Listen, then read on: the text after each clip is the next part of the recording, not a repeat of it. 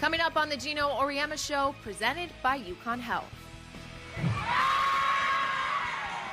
The game day experience through the coach's eyes. When she cuts, that other guy's going to be wide open. All right? Good read. The good. The look in their eyes, they're sparks. They're just alive. The bad. Unbelievable. And the ugly of a typical Husky game. How can you foul that kid twice? Oh, we make a shot. They're not even close. Also, in Geno On, it's the name of the front of the jersey that matters, not the back. I don't know. I think if I was a player that sucked, I wouldn't want my name on my uniform. All that and more on the Geno Auriemma Show.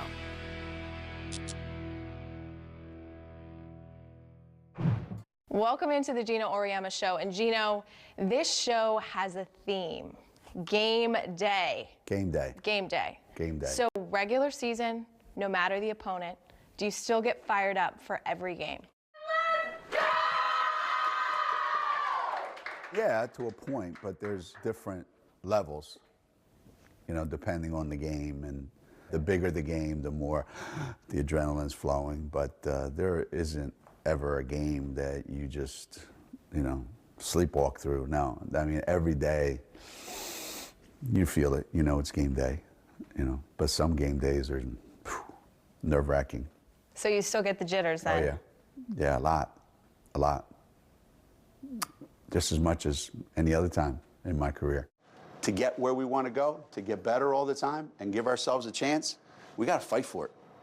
Games where you know there's a chance that if they play great and you don't play well, you're going to lose. People are coming to fight us. And if we're not ready for a fight, then we're going to get our ass beat. Plain and simple. A lot of times it's, do you feel like we're ready, 100% ready, we're in the right frame of mind, we're good to go, and then you feel like this. And then there's other times when you know in the back of your mind, like, we're not ready, man, we're not ready for this. Your pregame speeches, do you ever find yourself looking for things to say, or you feel like it flows pretty naturally? I generally don't have to go find anything for me to say. Like, I don't go look for speeches. The point of this game is really not about those guys or what they're going to do. You know, everything's going to be based on what we do. You know, I'm not big on coming up with some motivating, you know, thing that sounds corny and awkward and made up. The things that we've talked about since practice started, the issues that we've had, the things that we've tried to discuss, the way we've kind of struggled with some things. And these things kind of just linger unless you start getting rid of them. I'm trying to be authentic, you know. I'm just going to tell them this is what I think. This is how I feel. Every one of you on our team is really, really good at something. And everybody on the team really sucks at something that we complain about every day. Everybody's good at playing hard, although not all of you do. Everybody should be great at energy stuff. Everybody should be alert and be in the game, even when they're on the bench. That takes no skill, zero skill. I find myself we're better when we're like that. There were times in the past when I could get in there and I could get really into it, and our players would kind of feed off of that. I think these last 4 or 5 years, it's been more trying to keep them calm so that they don't feel the tension of a big game. The college basketball atmosphere, the band, the students, does that still fire you up? You can feel it, you know, and it just invigorates you. There's been times when we've sat on the bench as coaches waiting for the game to start, waiting for the opening tap.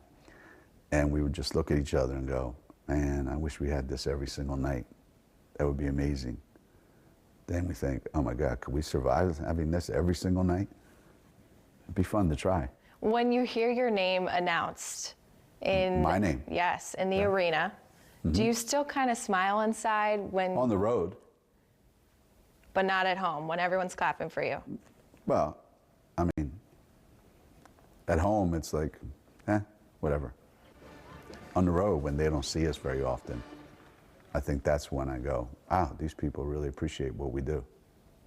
You know, you can really, it's a noticeable difference on the road. Let's put it that way.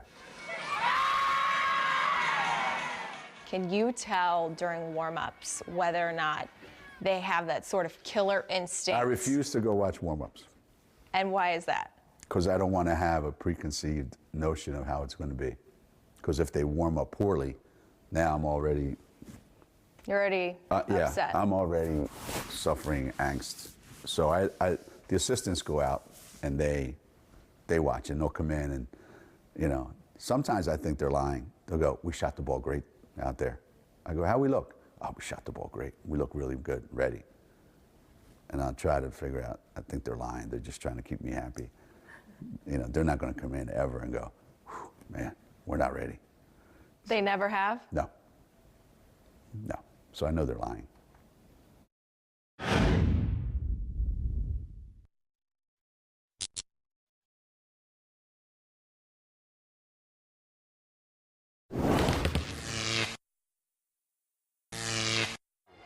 Hey, how are you? Good. Hope you had a great trip. Thanks, I did. Thank you. Hey. Bye. How are you? Good. Good. What's up, man? How was today? Good? Yeah. Everything all right? Everything good? Good. Yeah, say hi to your dad, okay? All right, good. Are these the shoes for these gray uniforms? Do you like it? Yeah, it goes great with our blue uniforms and our white uniforms. But not so good with I don't know our about gray. so gray. What do you think? Let's switch all the ball screens, okay? Play some 5 red and switch all the ball screens. All right, let's go. Together, 1, 2, 3, together. High side, high side, high side. Protect the lane, protect the lane, protect the lane. We're not going to just stand here like this and watch this kid dribble out the shot clock. We're going to get up and guard it. He's always afraid to go out and challenge.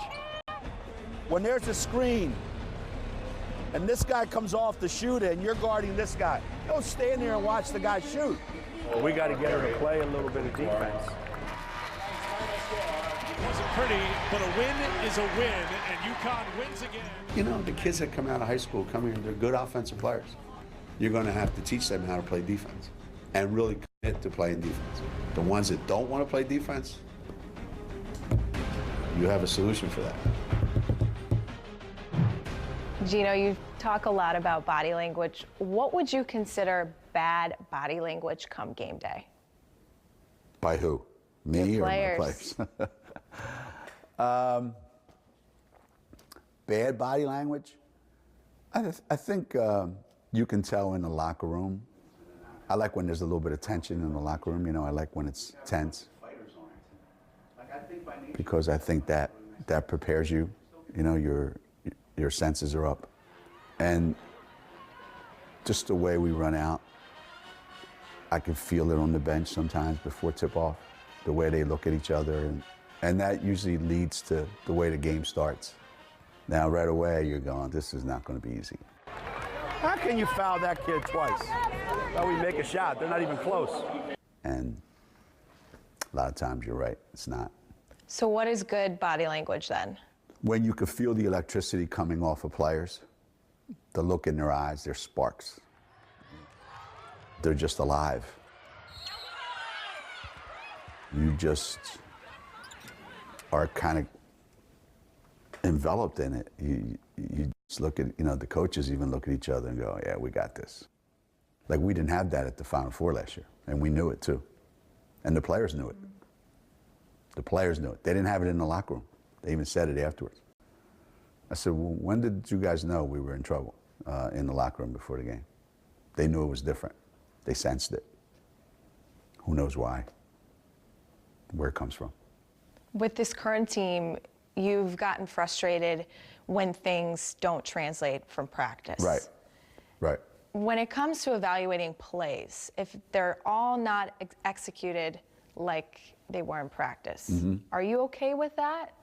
Can it become robotic when they're just copying what they did in practice? Yeah, I don't think, especially in the big games, I don't think running plays necessarily is going to be what wins you the game. So that's what we try to tell our players. We're just giving you a concept here. Like, this is how we want to approach this, how we want to attack it.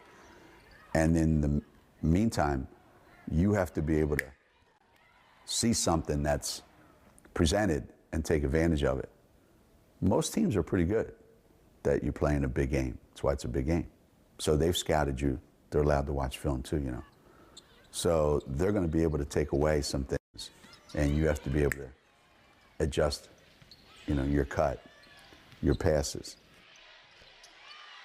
So we don't necessarily spend a lot of time running our plays, because I tell them all the time, I can either teach you plays or I can help you play basketball and make plays. So dribble over, hit Gabby, and then just play from there. I would much rather have a team that makes plays and knows how to play than a team that's great at running plays.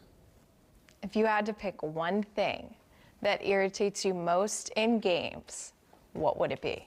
Somebody completely screwing up over and over and over again, something that we just spent a lot of time leading up to the game going over. When you're guarding your guys, when we're playing 5 red, you shouldn't be close to them. You should be in the passing lane, but you shouldn't be bodying up to them and then get screened all the time, okay?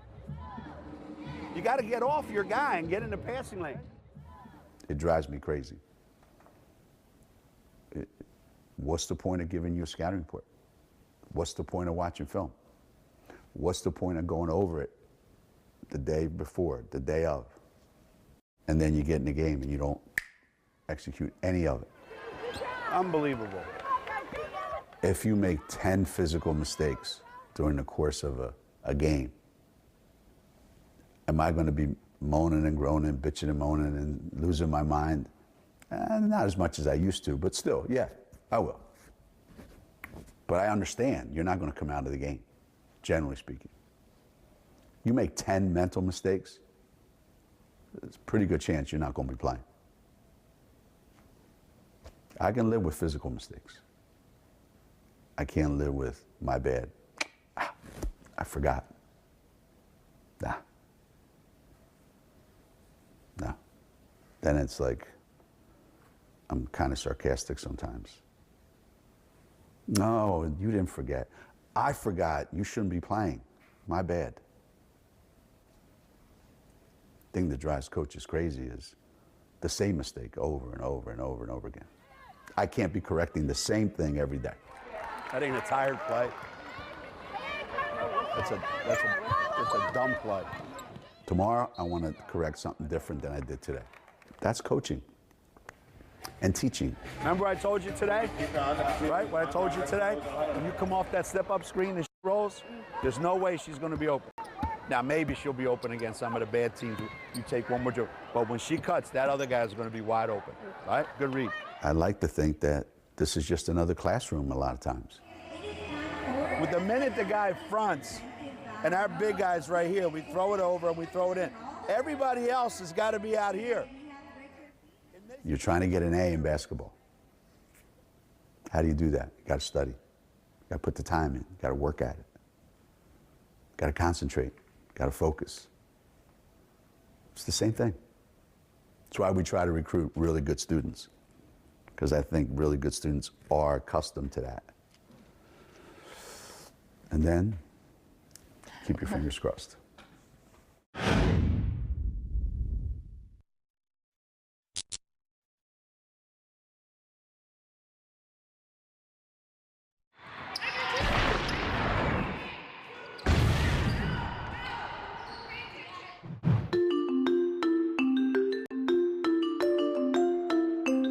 When I was a kid growing up, you know, Penn State, Indiana basketball, the Red Sox, the Yankees, it wasn't important.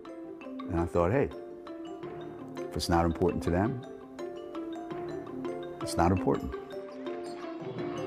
Today, I get asked all the time by not just fans and people, but like media, you know, TV. Hey, you need to do this. Why? Well, people want to be able to recognize who the players are. I go, the players on my team that are really good, you don't think everybody knows who they are? Yeah, but you know what I mean. I said, I don't know. I think if I was a player that sucked, I wouldn't want my name on my uniform. So I don't think this is the case, but we're going to ask it anyway. During blowout games, do you think your team ever shows a lack of respect for the opponent? No. Never. Not intentionally. We would not allow that. Although we were playing at South Florida, and Molly knocked in a 3 with 8 seconds left to make it 100. Molly bent for 3. Got it! It's 100 for UConn here in Tampa. They hit the century mark. And we all just like put our hands out like, what are you doing? The bench liked it, though. Because they don't know any better. They don't know any better. Do we really need another 3 with 8 seconds left? Don't. After a game when you win, what is the feeling like? Is it elation, or is there sometimes a relief almost that you didn't lose? We talk about that a lot. A lot of coaches that I know around the country, we think that there comes a point where losing is misery, and it's just miserable, miserable, miserable. And winning is, okay, we got that one. Let's move on to the next one. And you have to be careful that you don't get caught up in that. You should feel terrible when you lose, and this stays with you. But at the same time, you should celebrate wins. That was pretty good. That was pretty good. I mean, it was fun to watch. It really was. And then, you know, you get to hold on to it for one day. Good job, guys. Let's go. Together, 1, 2, 3. Together. Good job, guys. You also have to talk to some other people after the game, the media. Yeah. Do you enjoy that, or is it? No. There was a time when I enjoyed explaining to everybody what happened. This is what happened. This is what happened in the game. This is what we did great. And somebody told me recently, you know, if you don't tell them what to write, they're going to make up their own story. So tell them what to say. And the guys that don't play much, well, there's a reason they don't play much. Sometimes my emotions get the best of me, though. So when I talk to the media anymore, like, to a point, I'm trying to educate, like, this is what happened. And to a point, I'm just annoyed anymore. So what do you take away from a game like this, where you saw a lot of action from your reserves? From this game? I'd like to take away their uniforms. I just try to be myself. This is who I am. You ask me a question, you get an answer. Is it always the best answer? No, but it's my answer. Do you agree with it? I really don't care. This is my answer. Do I have any right? You don't have any right saying that. Well, actually, I do. You asked me the question. If you don't want me to say it, don't ask me any questions. This is what I think right now. Oh, he's doing that for motivation. No, I'm not. He's getting that technical to fire his team up. No, I'm not. I'm pissed at the ref. And I lost my composure. That's why people get technicals. Now, I know there's people that have ulterior motives. Put this in the media, say this, ooh, throw a little dig in there. That's not me. I'm not smart enough to figure all that out. You ask me, this is what I'm going to say. Players often have game day rituals. You hear about them wearing certain socks, eating certain things. Right. Do you have any? Over the years, there's been some that just kind of evolve, you know. Mm-hmm. I remember one year I happened to have this particular watch, so I wore it, and we won. And then I wore it again, and we won. And I wore it again, and we won. So I said, this is going to be the watch I wear every game. And we won every game. And we won a national championship. You just get caught up in it sometimes. One year we won a huge game. I had like a dime and a couple pennies in my pocket. And I thought, that's the ticket.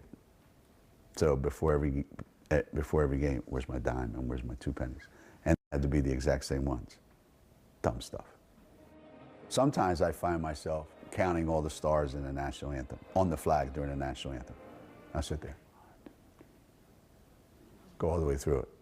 And then I get to 48 and I go, did I miss one? Oh, come on, please be right on. 50, got them all. Just to do anything to take your mind off of what's going on.